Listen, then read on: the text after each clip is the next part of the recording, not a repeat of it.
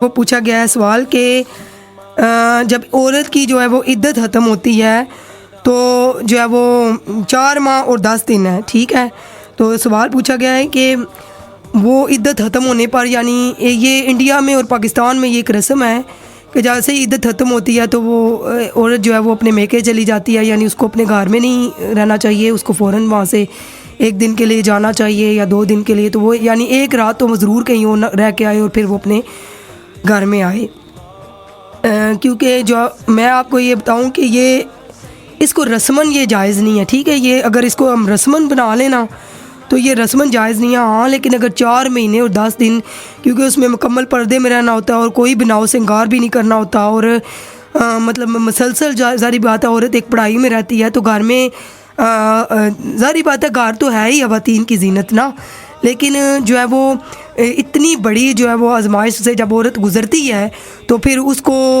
اگر وہ میکے چلی جاتی ہے 4 مہینے اور 10 دن کے بعد وہ جاتی ہے، اس کے بہن بھائی اگر کوئی ہیں تو وہ، میں تو کہتی ہوں اگر 7 بہن بھائی ہیں تو سارے ایک دن 1 رات اپنے پاس رکھے تاکہ دماغ فریش ہو جائے اور تسلیاں دیں کہ ہم، اور بول اور الفاظ کے ساتھ، احساس کے ساتھ اور محبت کے ساتھ، یعنی یہ احساس دلائیں کہ ہم تمہارے لیے ساتھ ہیں، چلو تمہارے جو ہمارے بہنوئی ہیں وہ تو رخصت ہو گئے لیکن جو ہے ہمارا ساتھ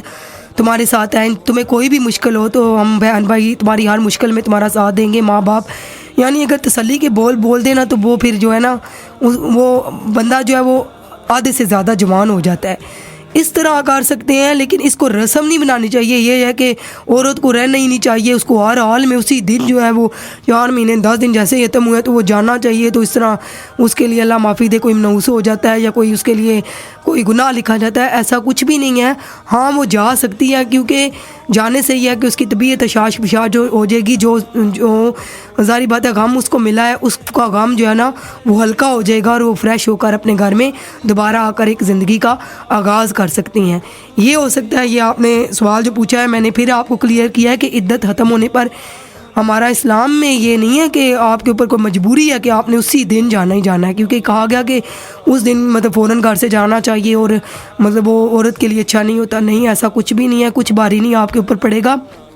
لیکن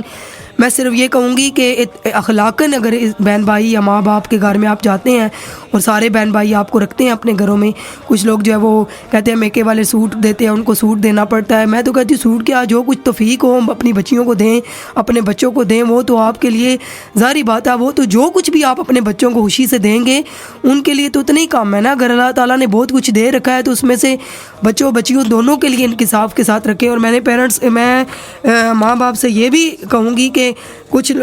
ایک طرف نہیں جھکنا چاہیے، کچھ بالکل بچیوں کی طرف جھک جاتے ہیں کہ سارا کچھ ہم بچیوں کو ہی دیں، کچھ بچوں کی طرف جھک جاتے ہیں کہ سارا کچھ بیٹوں کو ہی ملے۔ اسلام نے جو ہے وہ وراثت کی تقسیم کی ہے، تو بہرحال یہ ایک بہت بڑا ایک ٹاپک ہے، لیکن آقا علیہ الصلوۃ والسلام جب گھر میں تشریف لے کے آتے تو آپ کے پاس اگر تحفہ یعنی کوئی چیزیں ہوتی تو سب سے پہلے آپ کی تو تھی ماشاءاللہ 4 بچیاں، آپ صلی اللہ علیہ وسلم نے یہ فرمایا ہے کہ جب گھر میں جاؤ تو بچیوں کو پہلے دو چیز، بچے اور بچیاں اگر اکٹھے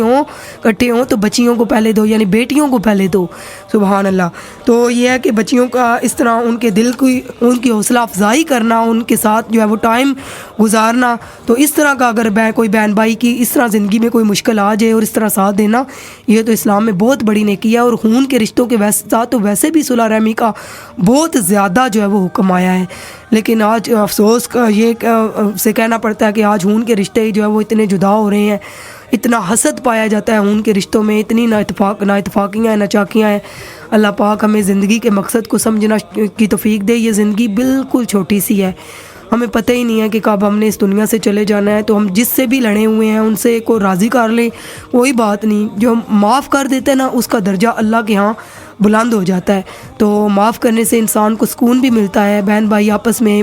جو ہے وہ، ماں باپ آپس میں، جتنے بھی رشتے ہیں آپس میں اگر خوشی کے ساتھ چھوٹی موٹی ہو جاتی ہیں، وہ ذکی ماں اور بچیوں کی بھی ہو جاتی ہے، ماں باپ بھی غصے میں آ کے بچوں کو ڈانٹ ہی دیتے ہیں، تو کبھی کبھی ہو بھی جاتی ہے گھر میں کوئی چھوٹی موٹی بات ہو جائے تو اس کو یہ نہیں کہ